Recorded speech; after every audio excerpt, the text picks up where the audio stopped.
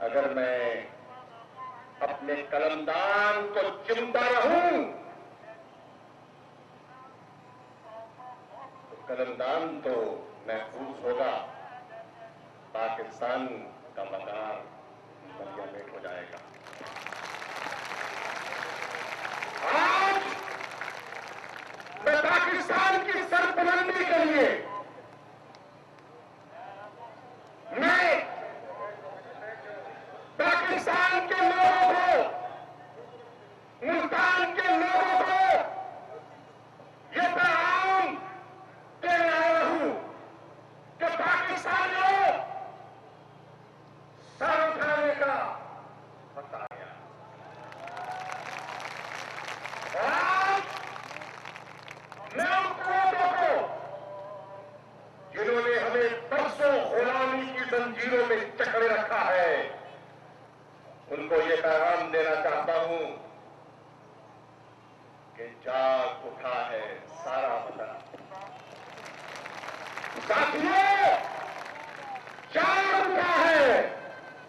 सारा वतन। मुजाहिदों, जाग उठा है सारा वतन। और इंशाअल्लाह गांव गांव, करिया करिया हर पाकिस्तानी पाकिस्तान के बकार की सर बुलंदी के लिए जागा है, खड़ा हुआ है।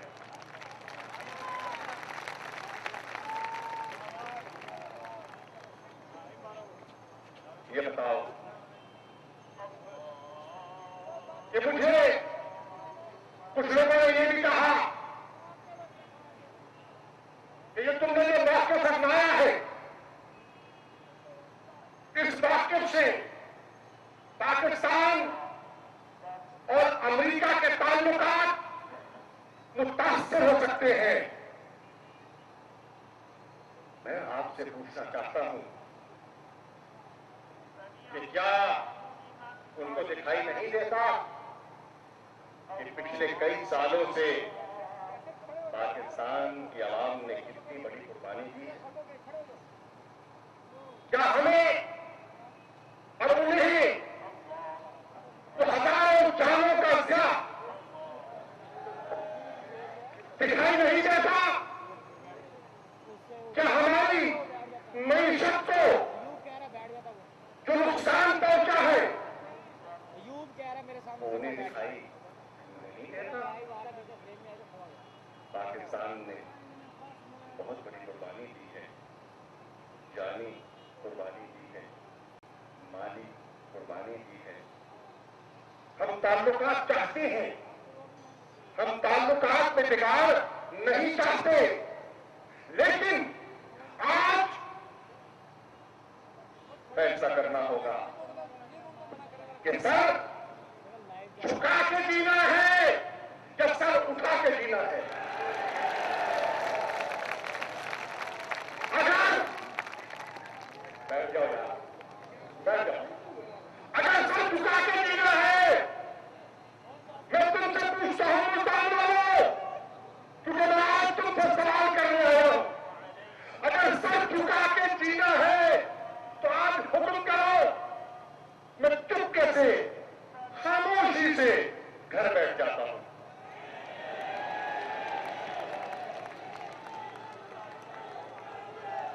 माफी मांग के घर बैठ जाता हूं,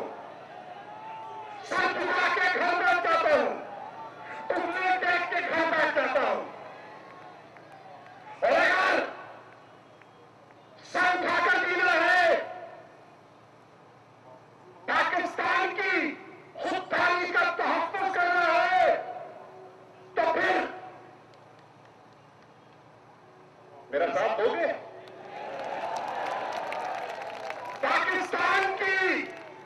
पाकिस्तान की आन के लिए लड़ोगे,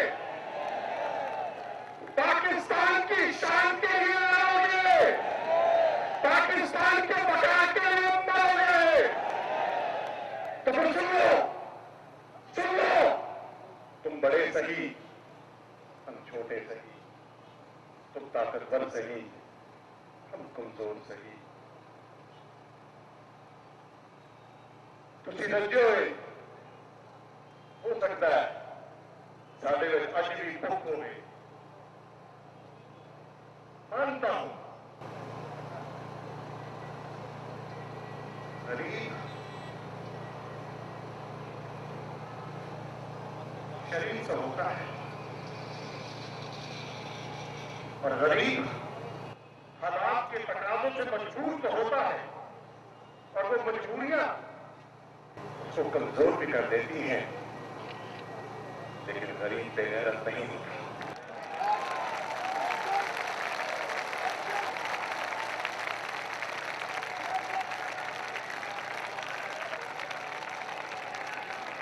मैं आज तुमसे पूछ रहा हूं 1947 की जब तहरीक चली थी तहरीक पाकिस्तान चली थी हम तो नहीं थे लेकिन इस मजमे में ऐसे बुजुर्ग मुझे दिखाई दे रहे हैं जो तहरीक पाकिस्तान के सफर में कायद-ए-आज़म मोहम्मद अली जिन्नाह की बलबला अंगेज क़यादत पे उनके जाना बचाना चले और उनका नारा क्या था मैं तुम्हें याद करा दूं उनका नारा था पाकिस्तान का मतलब क्या ये नारा आज तुमने इस जज्बे से लगाना है कि ये नारा मुल्तान में लगे और इसकी बासकश फैक्ट्री के अंदर सुनाई दे पाकिस्तान का मतलब क्या पाकिस्तान का मतलब क्या पाकिस्तान का मतलब क्या तो ये नारा था ये नजरिया था ये कायद था जिसने हिंदुस्तान के महरूम महकूम कमजोर मुसलमानों को सर उठाना सिखाया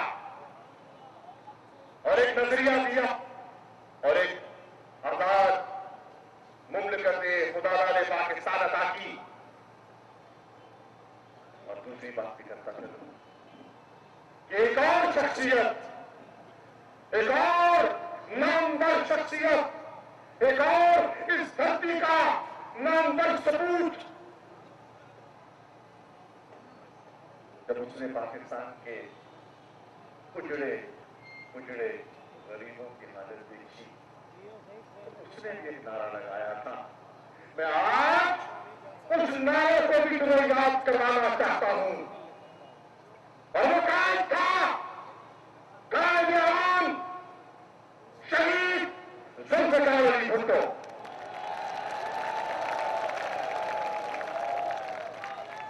उसने क्या कहा था भूल गए हम लेकिन मैं भुट्टो का साथ कराना चाहता हूं भुट्टो ने कहा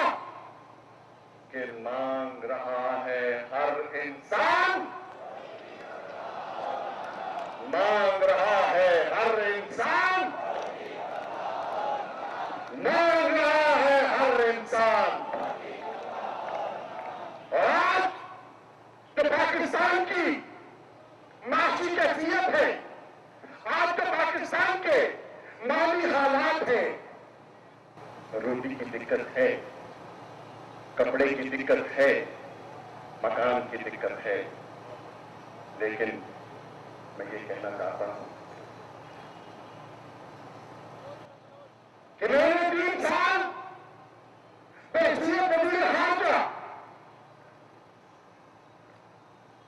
शुरू कोशिश की कि पाकिस्तान के ताल्लुकात दुनिया के अहम ममालिक से बेहतर किए जाए मजबूत से मजबूत कर किए जाए उनमें गहराई पैदा की जाए उन्हें वुसअत दी जाए और अल्लाह के फज़ल करम से काफी हद तक उसमें कामयाबी हुई जब मैं पहली बार चला गया वाशिंगटन और मैं साबका एडमिनिस्ट्रेशन की जो वजीर खारजा थी कॉन्डोलीसा राइस उनसे मिला मैंने उनसे कहा ये कैसे मुज़ाकरात हैं कि एक तरफ तो पाकिस्तान का वजीर खारजा बैठता है और दूसरी तरफ अमेरिका का डिप्टी सेक्रेटरी बैठता है। नहीं, शाह महमूद को यह कबूल नहीं है। तुम बड़े, हम छोटे, तुम मजबूत, हम कमजोर, लेकिन कौमों में सॉवरन इक्वालिटी होती है, बराबरी होती है। और मैं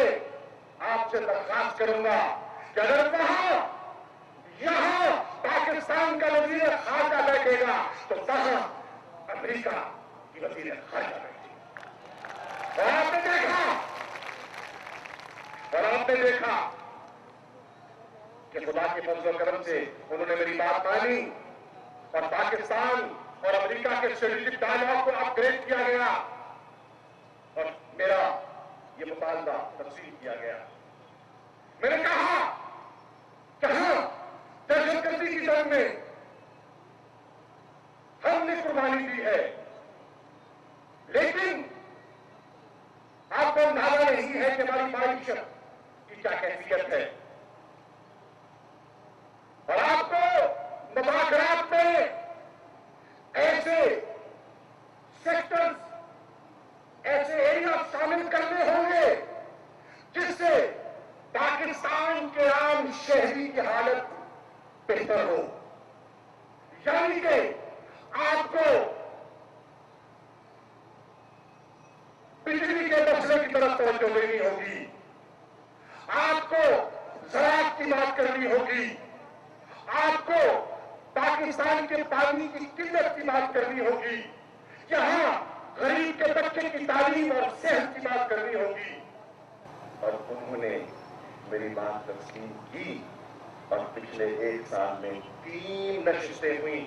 और कामयाबी से हमारी बात आगे बढ़ रही थी। लेकिन दोस्तों,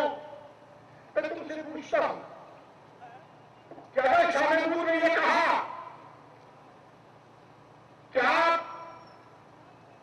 का मयार दोहरा नहीं होना चाहिए, अगर हिंदुस्तान की एनर्जी की जरूरियात को देखते हुए आप हिंदुस्तान के साथ सिविलियन न्यूक्लियर टेक्नोलॉजी का मुआहदा कर सकते हैं, तो आपको पाकिस्तान की घंटों की लोड शेडिंग दिखाई नहीं देती। तो ये दोहरा मयार आपको खत्म करना होगा और पाकिस्तान के दायित्व हकूक तस्लीम करने होंगे। मैं आज इस चंदे वजीर से पूछता हूं, अगर मैंने ये बात की तो गुनाह किया, ये बात की तो गलत की। और मैं ये पूछता हूं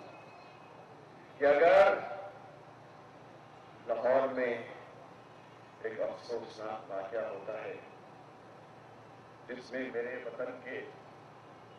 4 मासूम शहरी खून दिए जाते हैं और कानून का मुताला करके मैं इस नतीजे पर पहुंचता हूं कि जिस अस्तित्व का वो मुताला कर रहे हैं कानून की नजर से, हक़ाइक़ की नजर से, वो मुताला दुरुस्त नहीं बनता, तो मैंने गुनाह किया, मैंने गलत किया। वो आदि थे कि जो भी पाकिस्तान का वजीर खारजा होगा